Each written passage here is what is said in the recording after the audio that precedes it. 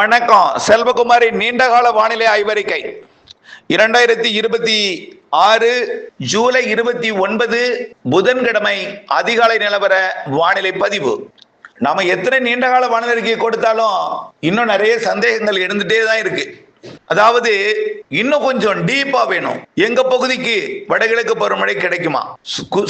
சுருக்கமா சொல்ல போனா உள் மாவட்ட மழைப்பகுதிகள் அதாவது குறிப்பா தென்மேற்கு பருவமழையே நிறைய சந்தேகம் இருக்கு. வரக்கூடிய மழைப்பொழிவு பல மாதிரிகள் காட்டப்படல. வரக்கூடிய ஆகஸ்ட் முதல் வார வெப்பசலன மழைப்பொழிவு சரி, தென்மேற்கு பருவமழை கேரளாவில் தீவிரமடைவதும் தமிழ்நாட்டின் மேற்கு தொடர்ச்சி மலையில தீவிரமடைவதும் கூட காட்டல. அது சந்தேகம் நிறைய பேருக்கு. ஆக மழை பெரிதாக இருக்காது என்று சொல்கிறார்களே, உண்மையா அப்படின்னு ஒரு கேள்வி. தயவு செய்து எதையும் போட்டு குழப்பிக்காதீங்க தயவு செய்து. ஆக இப்போ ஒடிசா மற்றும் மேற்கு வங்கம் இடைப்பட்ட பகுதியில் இருக்கக்கூடிய நிகழ்வு உள்ள போனதுக்கு அப்புறம் தான் தெற்கு காற்று நுழைவதற்கு வசதியா அமையும். மிக மெல்ல நகருது. இது மகாராஷ்டிராவின் வடக்கு பகுதி மத்திய பிரதேச பகுதியில் போகும்பொழுதுதான் மழை நல்லா தொடங்கும். வெப்பசலன இடிமழை குஜராத் மற்றும் ராஜஸ்தான் போய் செயலிழந்த பிறகுதான் தென்மேற்கு பருவமழை கேரளாவில் தீவிரமடை. வெப்பசலன இடிமழை பொழிவும் தமிழ்நாட்டில் கிடைக்க பெறும். அப்பதான் டைட்டா வடக்கு நோக்கி போயிட்டு இருக்க காத்துல ஒரு தொய்வு ஏற்படும். காற்று குவிதல் தமிழ்நாட்டில் ஏற்படும். அடுத்த நிகழ்வு உருவாகும் வரைக்கும் 8ஆம் தேதி வரை மழை பொழிவு கொடுக்கும். 10ஆம் தேதி வரையுமே இருக்கும். 15ஆம் தேதி வரை இருக்கும். 8 வரை தீவிரம், 10ல கொஞ்சம் தீவிரம் கம்மியாகும். 10ல இருந்து 15 வரைக்கும் இன்னும் கொஞ்சம் தீவிரம் கம்மியா இருக்கும். மீண்டும் 15ல இருந்து அதிகமாயிடும். வரக்கூடிய மழை எங்க அதிகமா இருக்கும், எங்க குறைவா இருக்கும் அப்படிங்கறதையும் ஏற்கனவே நம்ம படிச்சிருக்கோம், சொல்லியிருக்கிறோம். அது நீலகிரி மாவட்டத்திலிருந்து கன்னியாகுமரி வரைக்கும் மேற்கு தொடர்ச்சி மலையிலையும் கேரளாவிலையும் கர்நாடகாவிலையும் நல்ல மழை தென்மேற்கு பருவமழை கொடுக்கும். நீலகிரிக்கும் வால்பாறைக்கும் நேற்றை கூட வால்பாறையில 4 சென்டிமீட்டர் மழை பொழிஞ்சிருக்கு. இன்றைக்கு காலை கூட உடுமலைப்பேட்டை முக்கோணத்துக்கு சாரல் வந்திருக்கு. சாரல்னா தண்ணீர் ஓடும் அளவிற்கு ஒரு சாரல் கொடுத்திருக்கு. நனைக்கும் மழை முதல் லேசான மழை வரைக்கும் கூட கொடுத்திருக்கு. இது படிப்படியாக அதிகரிக்கும்.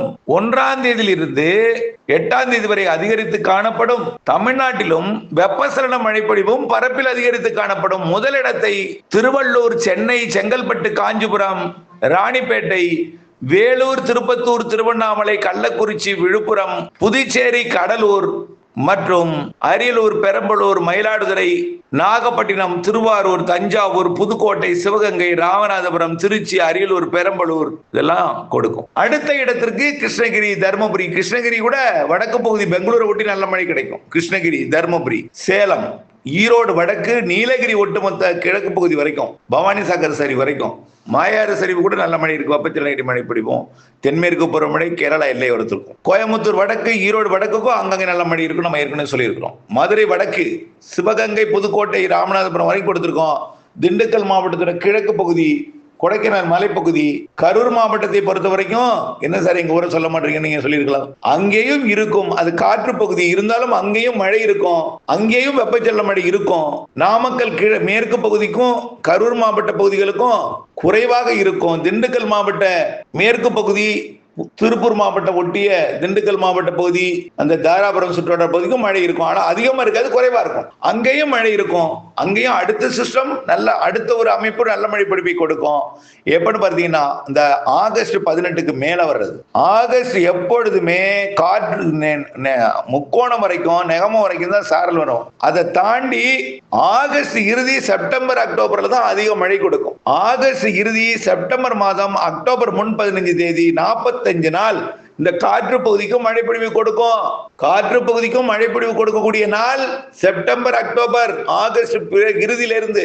இப்ப இல்லைன்னு சொல்லல, இருக்கும். அதிகமா எதிர்பார்க்கிறாதீங்கன்னு சொல்றேன், புரியுதுங்களா? அதிக மழை என்பது அங்கேயும் அதிக மழை. பெரும்பாலான மாவட்டங்களுக்கு நல்ல மழைன்னா ஆகஸ்ட் இறுதி, ஆகஸ்ட் 18க்கு மேல, செப்டம்பர், அக்டோபர் காற்று பகுதிக்கும் வலுத்த மழை இருக்கும். தூத்துக்குடி மாவட்டத்தின் கடலோர பகுதிகளுக்கும் ராதாபுரத்துக்கும் மழைனா அது செப்டம்பர், அக்டோபர். தென்மேற்கு பருவமழை இறுதி கட்டத்துல வலுவா இருக்கும்னு சொல்லிட்டே இருக்கும். பொறுத்திருந்து பாருங்கள், புரிய வரும், உண்மை வரும், உண்மை அறிய வரும், உண்மை புரிய வரும். நிச்சயமா செப்டம்பர், அக்டோபர் அதிக மழை, செப்டம்பர், அக்டோபர் அதிக மழை, காற்று பகுதிக்கும் மழை. திரும்ப திரும்ப திரும்ப சொல்றாங்க. அதுதான் எல்லா மாவட்டங்களுக்கும் உண்டு. மேற்கு தொடர்ச்சி மலை மற்றும் கேரளா, கர்நாடகாவில் பாதிக்கும் மழை கூட செப்டம்பர்ல பிற்பகுதியும் அக்டோபர் முற்பகுதியும் இருக்கு. அக்டோபர் 15 செப்டம்பர் 15 அக்டோபர் 15 வரைக்கும் அச்சுறுத்தும் பாதிக்கும் மழை, இறுதிக்கட்ட மழை கேரளா கர்நாடகாவிற்கு, தமிழ்நாட்டின் மேற்கு தொடர்ச்சி மலை இருக்கு. அக்டோபர் மாதம் 15 தேதி வடகிழக்கு பருவமழை தொடங்கியது போலவே தென்மேற்கு பருவமழை சும்மா அப்படியே என்ன சொல்றது நிகழ்வு வடகிழக்கு பருவமழை தொடங்கியது போல ஆந்திர பிரதேசம் அருகே நிகழ்வு வந்து ஆந்திர பிரதேசம் தெலுங்கானா வழியா நிகழ்வு பயணிச்சு நல்ல மழை பொழிவை கொடுப்பதற்கு சாதகம் இருக்கு. கேரளா கர்நாடகா தமிழ்நாட்டின் மேற்கு தொடர்ச்சி மலை, தமிழ்நாட்டிலும் வளிமண்டல சுழற்சி இணைத்துக் கொண்டு வடகிழக்கு பருவமழை மாறியே செப்டம்பர் அக்டோபர்ல மழை இருக்கும். அக்டோபர் 18 இருந்து வடகிழக்கு பருவமழை அனைத்து மாவட்டங்களுக்கும் அதிகம். கடந்த ஆண்டு இலங்கைக்கு வந்து தமிழ்நாட்டு வெள்ளான இந்த வருடம் இலங்கைக்கும் உண்டு, தமிழ்நாட்டுக்கு உண்டு. குறிப்பா இலங்கையை ஒட்டி உள்ள தமிழ்நாடு பகுதி, தென் மாவட்டங்கள், டெல்டா மாவட்ட பகுதிகள் முதலிடத்தை பிடிக்கும். வடகடலோரம், சென்னை உள்ளிட்ட பகுதிகளுக்கும் கொடுக்கும். இங்க பெய்தாலும் பெரிதா தெரியாது, ஆனா அங்க சிறுமழையே அதிகமா தெரியும். அங்கேயும் பாதிக்கிற மழை உண்டு சென்னைக்கும். அப்போ கடலோரம் தென் மாவட்டங்களுக்கு அதிகம் பெய்தாலே, டெல்டாவிற்கு அதிகம் பெய்தாலே மேற்கையும் பெய்யும்.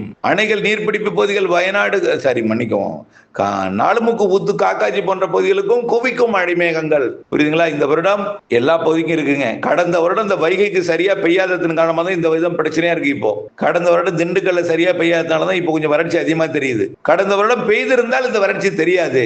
இந்த வருடம் பெய்யும். கடந்த வடகிழக்கு பருவமழை காலத்துல திண்டுக்கலுக்கும் சரியா பெய்யல, வைகை அணை கட்டிய பகுதிக்கு சரியா பெய்யல, பல்வேறு பகுதிகள் கரூருக்கும் சரியா பெய்யல. ஆனால் வெப்பசலன மழை பொழிந்தது, வடகிழக்கு பருவமழை பெய்யல.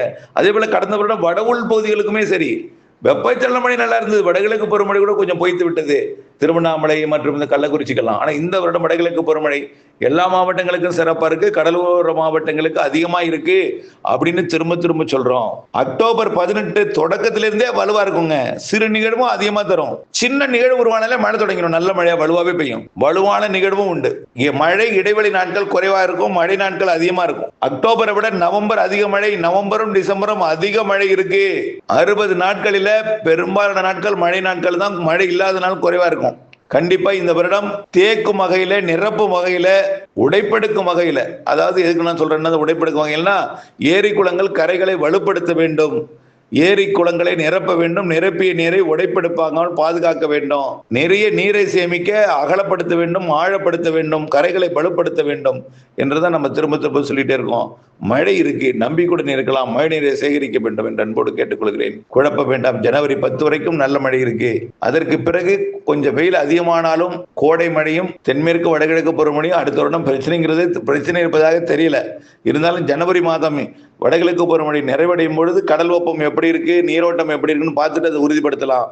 இருந்தாலும் இந்த 2026 தென்மேற்கு பருவமழை பின்மழை எப்பொழுதுமே ஆகஸ்ட்ல தான் பெய்யும். இந்த வருடம் கொஞ்சம் தாமதமா 15 நாள் அதிகமா வலுப்பெறும். ஆனால் ஆகஸ்ட் 1 வலுப்பெற போகுது.